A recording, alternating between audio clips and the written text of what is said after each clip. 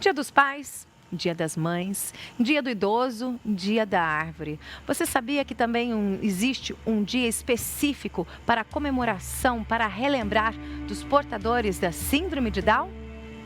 Proposta pela Down International em 2006, o Dia Mundial da Síndrome de Down foi comemorado no último sábado, todo dia 21 de março. A data é uma alusão pelo fato da doença tratar de uma alteração na trissomia do cromossomo 21. Em Londrina, algumas entidades prestam serviços específicos para essa população, como é o caso da APAI. A instituição sem fins lucrativos atua desde 1964. É credenciada pelo SUS e tem convênio com a Prefeitura de Londrina. Para se tornar uma empresa amiga da APAI ou para mais informações, só acessar o site apailondrina.com.br. Coronavírus. Obrigada, Pai Londrina, por prestar esse serviço tão importante para a nossa população, tá? Lembrando que no Brasil essa data é comemorada desde 2007, veio um aninho depois de ter sido registrada. Bom, a doença que vem paralisando o mundo ainda traz muitos questionamentos. Como é que o vírus se comporta, hein? Quanto tempo ele pode sobreviver no ambiente? Para tirar essas e outras dúvidas, a equipe de jornalismo da Tarobá procurou um biomédico e doutor em microbiologia para esclarecer isso para a gente. Coronavírus. Esse parece mais o nome de um monstro que vem colocando pânico em muita gente. Mas esse exterminador de apenas uma célula e microscópico, apesar da alta capacidade de se multiplicar rapidamente usando o corpo humano, também tem suas fragilidades. Saiu um estudo mostrando que o vírus ele sobrevive em algumas superfícies por um determinado tempo. Então, em aerossóis, que são pequenas partículas suspensas, ele sobrevive até 3 horas no ar. Em superfícies plásticas e em metais, ele sobrevive até 3 dias. E papelão, ele sobrevive por até 24 horas. Então, vai depender da superfície, esse vírus pode se tornar viável por um determinado tempo. Agora, outras superfícies, como por exemplo tecidos, roupas, ainda não tem nenhum estudo mostrando por quanto tempo que ele sobrevive. Existem vários tipos de coronavírus. Eles são conhecidos desde a metade do século passado. Cada um age de uma forma. Alguns atingem somente animais e outros contaminam humanos. A maioria das pessoas se infecta com o coronavírus comum ao longo da vida. Eles geralmente causam infecções respiratórias brandas até moderadas e de curta duração. O atual coronavírus é chamado de novo justamente porque tem a mesma aparência que os outros, mas com informações genéticas diferentes. Por isso, pode ser mais agressivo, provocando sintomas graves em nosso corpo. O período de incubação é de em torno de 1 até 10 dias, em média de 4 a 5 dias. Ou seja, a pessoa ela já pode estar infectada e disseminando o vírus, mas ela vai começar a apresentar sintomas ali depois de 5 a 10 dias. Então, quando a pessoa ela procura o sistema de saúde, o hospital, ela já pode estar disseminando o vírus. A recomendação é manter a higiene, usando o álcool gel, lembrando que tem que ser aquele que tem em média 70% de concentração, pois a molécula de álcool precisa da molécula de água para entrar na célula. Mas se a concentração química for maior ou menor que isso, pode não fazer efeito. Outra orientação é lavar bem as mãos com água e sabão, mas porque isso ajuda a eliminar o vírus. O coronavírus ele possui uma camada de lipídio, que seriam gorduras, e nessa camada existem moléculas, proteínas que fazem com que ele reconheça as células do organismo, do ser humano, e provoque a infecção.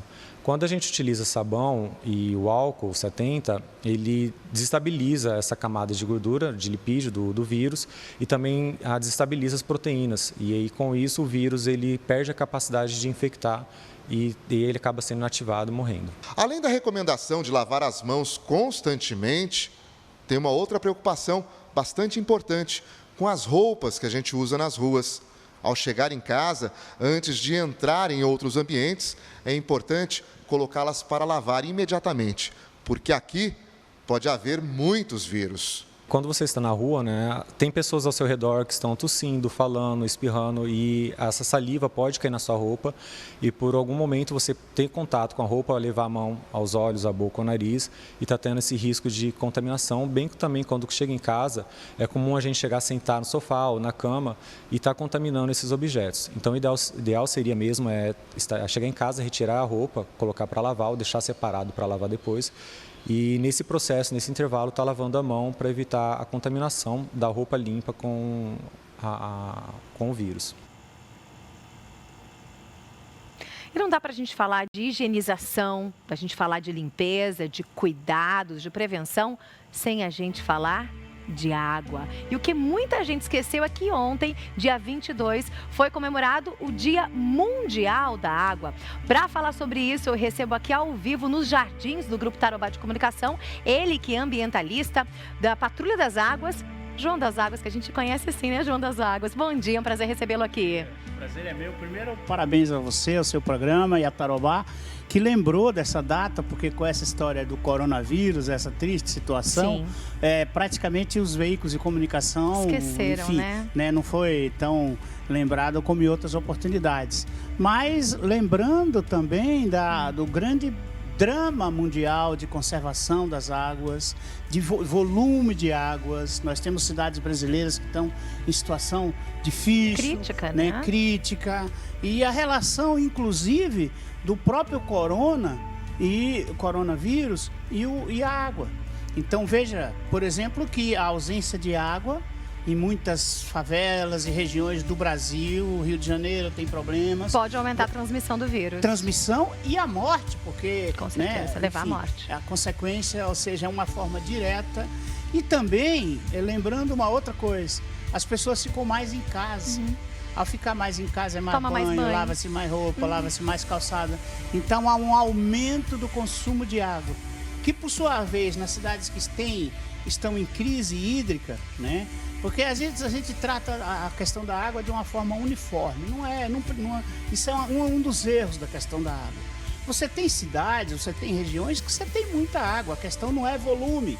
A questão é que não pode haver o desperdício, claramente. Agora, você tem outras cidades que não. O volume, cada litro que você economiza, cada água de tanque que você reaproveita é importante.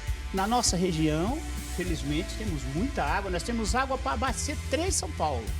3 regiões, se considerar o volume do Rio Tibagi, aqui na nossa região de Londrina, mais o Paranapanema aqui, que já está tudo. Então nós temos um paraíso com relação ao volume. Alguns anos atrás tivemos alguma situação de pouca água em alguns momentos, mas isso é a questão de infraestrutura e logística. A Sanepar duplicou a captação Tibagi e nós então temos muita água. Então o cuidado tem que ser com relação aos rios. Então, por exemplo, você está em casa, você lava uma calçada, você mora perto do rio, essa lavagem vai para lá, dejetos cai no bueiro, vai para o rio.